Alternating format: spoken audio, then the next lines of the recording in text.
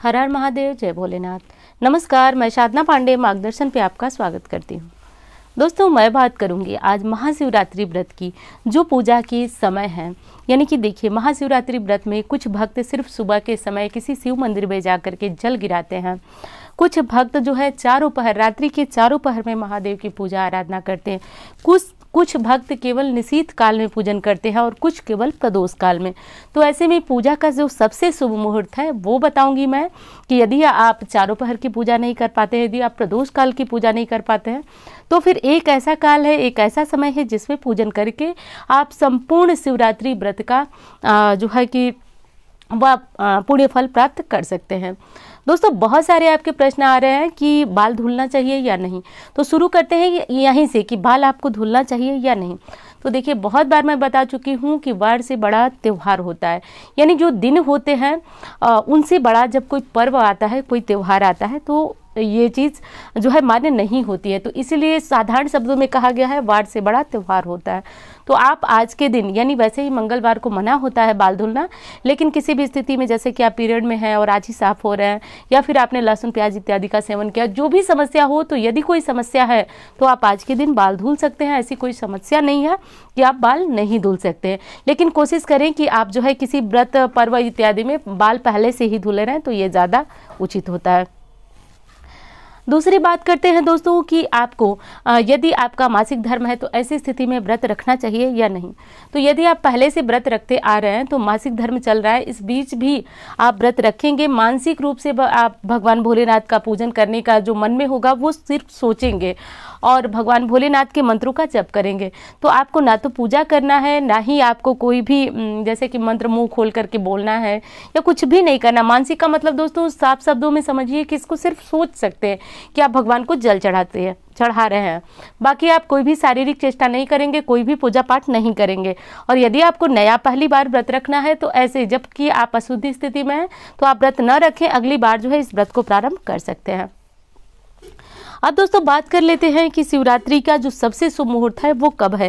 जैसे कि मैंने पहले ही कहा, तो चारों पहर की जो पूजा का शुभ मुहूर्त है वो मैं डिस्क्रिप्शन में लिंक डाल दूंगी उस वीडियो का, आप उसे चेक कर लीजिएगा यदि आप चारों पहर पूजा करने वाले हैं। तो यहाँ पे एक निशीथ काल है दोस्तों, जो कि माना जाता है कि यदि किसी काल में भक्त जो है पूजन न कर सकें, तो निशीथ काल की पूजा से उन्हें संपूर्ण शिवरात्रि व्रत का पुण्य फल प्राप्त होता है। तो निशीथ काल की पूजा का जो शुभ मुहूर्त है वो 12:08 से 12:58 तक रहेगा। इस काल में यदि आप चाहें तो भगवान भोलेनाथ का घर में शिवलिंग है तो आप अभिषेक कर सकते हैं, नहीं है तो आप घर में मिट्टी से पार्थिव शिवलिंग का निर्माण कर पूजन कर सकते हैं, लेकिन करिए जरूर दोस्तों। कहा गया है कि जितना पुण्य फल आपको संपूर्ण दिन की पूजा का मिलता है, चारों पहर रात्रि की पूजन का मिलता है, उतना पुण्य फल मात्र इस निशीथ काल की वेला में भगवान भोलेनाथ का पंचोपचार पूजन कर लेने से प्राप्त होता है।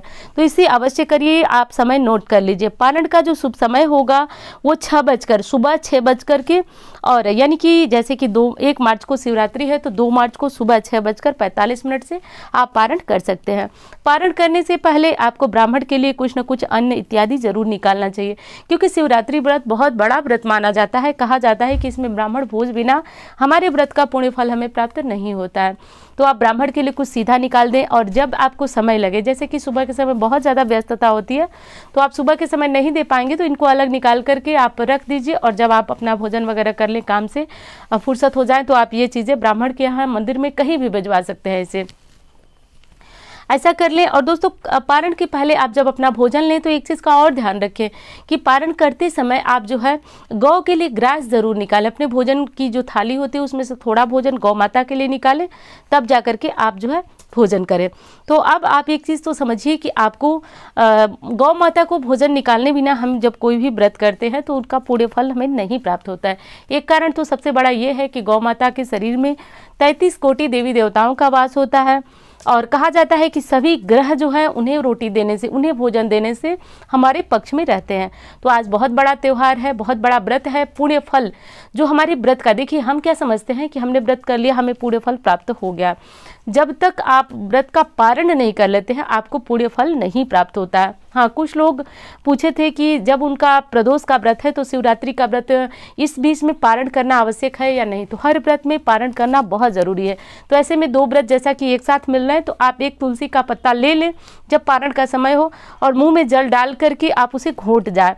इससे जब आप उसको निकल जाएंगे इससे माना जाता है कि आपका पारण हो गया और आप अगले समय से आप शिवरात्रि व्रत का संकल्प लेकर के आप पुनः व्रत कर सकते हैं। तो ये तो हो गया आपके जो पारण का समय था और पारण का जो मुहूर्त था, ये सारी चीज़ें। अब दोस्तों यदि आपने व्रत रखा है, जैसे कि निर्जला व्रत में तो कोई बात ही नहीं है कि आप क्या खाएंगे क्या नहीं खाएंगे, लेकिन आपने यदि फलाहार लेकर के व्रत रखा हुआ है तो जैसे व्रत में साधारण हम व्रतों में नमक का त्याग करते हैं, सेंधा नमक इत्यादि नहीं खाते हैं, तो देखिए एक दिन व्रत रखना है, कोई हफ्तावारी व्रत तो है नहीं कि बहुत सारे व्रत हमें रखना है। तो आप एक दिन व्रत रखना है तो ऐसे में कोशिश करें कि आप बिना नमक का, सेंधा नमक वगैरह का प्रयोग न करें। हाँ, दही, साबूदाना, दूध इत्यादि इन सब का प्रयोग कर सकते हैं। अब तेल में बात आती है तो सरसों का तेल तो किसी भी व्रत में नहीं खाया जाता है। घी खा सकते हैं, आजकल लोग रिफाइंड ऑयल भी खाने लगे हैं। तो देखिए उसमें जो है बहुत तरह के तेल आते हैं, तो आप देख लीजिए मूंगफली वगैरह का तेल हो तो आप उससे इस्तेमाल कीजिए। और सबसे अच्छा तो यही होता है कि आप गाय का घी हो, भैंस का घी हो, जो भी हो शुद्ध घी जो आपको मिलता है उसका सेवन करें तो बहुत श्रेष्ठ है। हल्दी का सेवन भूल कर भी मत कीजिएगा, लाल मिर्च बिल्कुल भी मत खाएं। तो ये सारी चीज़ें हैं जो कि व्रत में नहीं खाई जाती हैं। हींग नहीं खाई जाती हैं। तो इनके अलावा जो है आप व्रत में फल वगैरह खा सकते हैं, दूध ले सकते हैं, दही ले सकते हैं, साबूदाना भी लोग लेते हैं। तो ये सारी चीज़ें हैं जो कि आप व्रत में खा सकते हैं। तो इस प्रकार जो है आप अपने व्रत को पूर्ण करें। और दोस्तों एक चीज़ का और ध्यान रखना है कि व्रत में जब आप महादेव का पूजन करें तो सबसे शुभ जो समय है वो निशीत काल है, मैंने बताया। लेकिन आपको सुबह सवेरे किसी भी शिव मंदिर में जाना चाहिए, क्योंकि आज बहुत ज़्यादा भीड़ होती है। लेकिन फिर भी आप किसी शिव मंदिर में एक बार जाकर के किसी शिव मंदिर में जल जरूर गिरा लें, उसके बाद आप अपने घर पे पूजन प्रार्थना करें।